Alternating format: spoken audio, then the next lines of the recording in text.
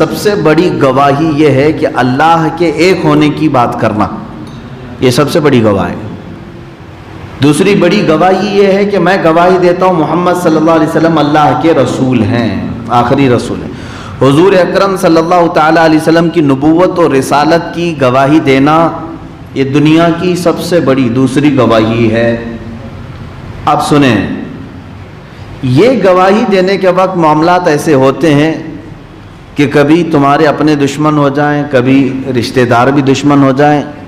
ہو سکتا ہے ماں باپ دشمن ہو جائیں۔ یہ ان لوگوں کے لیے ہے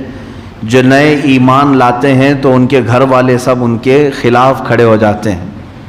آج بھی جب کوئی نیا اسلام میں داخل ہوتا ہے تو اس کے پیچھے اس کے پورے گھر والے رشتہ دار سب پڑ جاتے ہیں۔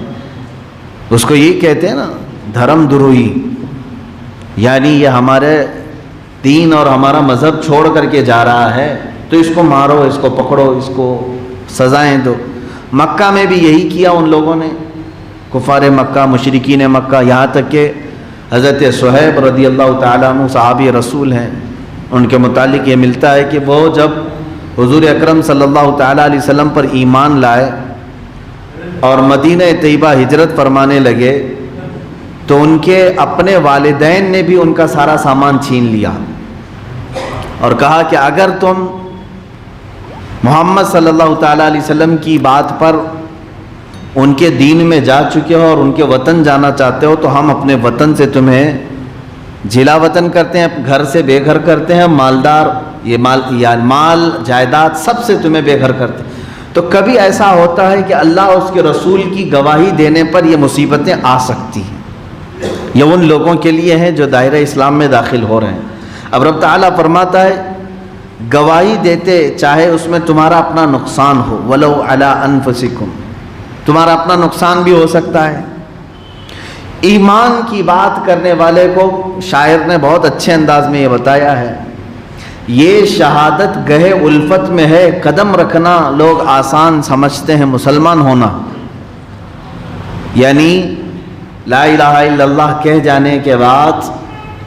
آپ تو الحمدللہ پیدائشی مسلمان ہیں، آپ نے جب بھی کلمہ پڑھا تو آپ کو دقت نہیں آئی کبھی،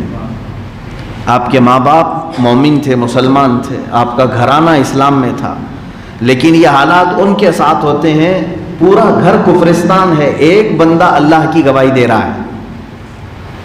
ایک گھر کا بندہ حضور اکرم صلی اللہ تعالیٰ علیہ وسلم کی رسالت کی گواہی دے رہا ہے تو اس کے ساتھ کیا معاملات ہوتے ہیں؟ پورا گھر دشمن ہو کے کھڑا ہو جاتا ہے۔ اب اس میں کس کا نقصان ہے؟ اس کا سب سے پہلے تو اس کی اپنی ذات کا نقصان ہے اس سے، اور وہ رب تعالیٰ فرما رہا ہے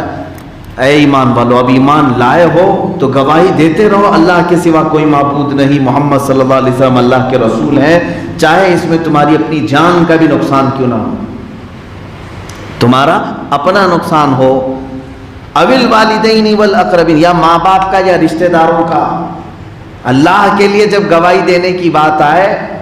ماں باپ ہوں، رشتہ دار ہوں، سب ایک سائڈ ہوں گے، پہلے رب ذوالجلال کی بات ہوگی۔ ظاہر سی بات ہے، ترتیب میں اگر دیکھیں گے آپ کے رشتہ داروں میں دنیا میں سب سے بڑا حق آپ کے اوپر کس کا ہے؟ آپ کے ماں کا، پھر باپ کا، یہ ترتیب رکھی گئی ہے۔ پھر آپ کی بیوی کا حق ہے آپ کے اوپر، عورت ہو تو اس کے لیے شوہر کا حق سب سے پہلے ہے، اور اس کے بعد پھر بھائیوں کا، بہنوں کا، بھانجوں کا، بھتیجوں کا، اسی طرح پڑوسیوں کا، یہ ترتیب چلی آ رہی ہے۔ لیکن پوری ذات انسانی کو اگر دیکھیں، ہم پر سب سے پہلا حق کس کا ہے؟ تو سب سے پہلا حق اللہ رب العزت کا ہے، کیونکہ پیدا ہی اس نے کیا ہے، دنیا میں لایا ہی اس نے ہے، تو سب سے پہلا حق ہمارے اوپر کس کا ہے؟ اللہ رب العزت۔ تو اللہ کے لیے پھر ساری رشتہ داریاں ختم ہو سکتی ہیں۔ جہاں میرے مولا کی بات آئے تو پھر دنیا کی کوئی رشتہ داری اس میں خلل اندازی نہ ڈال سکے، خلل نہ ڈال سکے، یہ بات یاد رکھیں۔ اب اللہ رب العزت کی وحدانیت کی گواہی دینے پر تمہارا نقصان ہو یا تمہارے ماں باپ چھوٹ جاتے ہو، چھوٹنے دو، رشتہ دار چھوٹتے ہیں، چھوٹنے دو، اسی میں تمہاری بھلائی ہے، اس لیے کہ یہ ماں باپ، یہ رشتہ دار جن کو دیکھ کر کے تم ہو سکتا ہے تھوڑے دنوں کے لیے ایمان کو چھپا دو، میں ایمان لاؤں گا تو پتہ نہیں میرے ماں باپ کیا سمجھیں گے، میرے رشتہ دار کیا کہیں گے، یہ کچھ نہیں کہیں گے، یہ تمہارے مرنے کے بعد تو تمہیں گڑھے کے اندر ڈال کر کے چلے آئیں گے، کوئی ہے ان میں سے ہمارے قبر میں آ سکتا ہے؟ عزیز سے عزیز چاہنے والی ماں ہی کیوں نہ ہو، ہماری قبر میں وہ بیٹھے گی، 1 گھنٹہ بیٹھے گی، بند کر کے جانے کے بعد ہمارے ساتھ کوئی نہیں۔ میرے عزیزوں، مسلمان کا یہی عقیدہ ہے، جس نے تمہیں عدم سے ہست میں لایا ہے،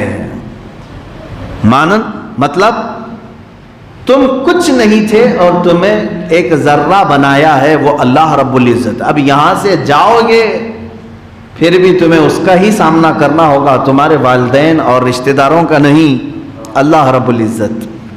اس کی حکومت اس وقت بھی تھی جب ہم ماں کے پیٹ میں تھے، اس کی حکومت آج بھی ہے جب ہم روئے زمین پر ہیں، اس کی حکومت اس وقت بھی ہوگی جب ہم قبر میں جائیں گے، اس کی حکومت اس وقت بھی ہوگی جب میدان محشر میں اٹھائے جائیں۔ تو تمہیں اس سے بھاگ کر کے تو کہیں جا ہی نہیں سکتے ہو۔ اب اسی لیے چند صحابہ کی مثالیں میں آپ کو بتا دوں۔ پہلی گواہی ہے، ہو سکتا ہے یہ جتنی بحث میں کر رہا ہوں، یہ میری بحث ان بچوں کے لیے کام آئے گی جو نئے نئے اسلام میں آئے ہیں، یا ان عورتوں کے لیے، ان بچیوں کے لیے یہ ضرور کام آئے گی جو اسلام میں آئے ہیں کفرستان سے، پورا خاندان کفر میں، شرک میں مبتلا ہے، اور صرف وہ دائرہ اسلام میں آئے، ان کے لیے یہ حوصلے کی بات ہو سکتی ہے۔ میرے عزیز، یاد رکھنا، قرآن نے پہلی مرتبہ یہ کہہ دیا، اللہ کے لیے گواہی دیتے رہو، چاہے اس میں تمہارا اپنا نقصان ہو، یا رشتہ داروں کا ہو، یا ماں باپ کا ہو۔ اللہ تبارک و تعالیٰ پھر اس بندے کو تنہا نہیں چھوڑتا، فرماتا ہے ان یکن غنیًا، جس پر گواہی دو وہ غنی ہو یا فقیر ہو۔ یہاں سے باتیں الگ ہیں، میں اس کی ایک معنوی تفسیر یہ عرض کر رہا تھا کہ اللہ رب العزت کی گواہی کے سلسلے میں چاہے کوئی بھی چھوٹتا ہو، چھوٹ جائے، لیکن اس گواہی کا حق ادا کرنا۔ صحابہ اکرام کی زندگی میں ہم نے دیکھا ہے، حضرت ابو ہریرہ رضی اللہ تعالیٰ روتے تھے حضور صلی اللہ علیہ وسلم کی بارگاہ میں، کہتے کہ یا رسول اللہ صلی اللہ علیہ وسلم، ماں ایمان نہیں لاتی میری، سخت قسم کی ہے، مانتی ہی نہیں کسی بات کو، لیکن ہے تو ماں، مجھے ماں کی بھی محبت ہے، میں آپ کی بارگاہ میں آتا ہوں تو ناراض ہوتی ہے، کچھ ایسا فرما دے میرے آقا کہ میرے لیے آپ کی محبت میں کوئی رکاوٹ نہ آنے پائے۔ حضور اکرم صلی اللہ علیہ وسلم نے دعا فرمایا ان کے لیے۔ روایت میں ملتا ہے کہ حضرت ابو ہریرہ اپنے گھر گئے تھے تو ان کی ماں ایمان لا چکی تھی۔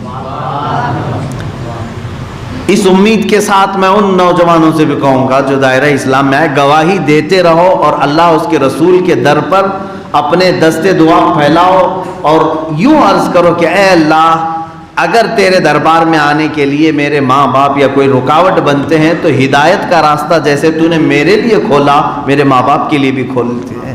میرے رشتہ داروں کے لیے بھی کھول دے۔ یقیناً وہ رب ذوالجلال ہدایت دے گا۔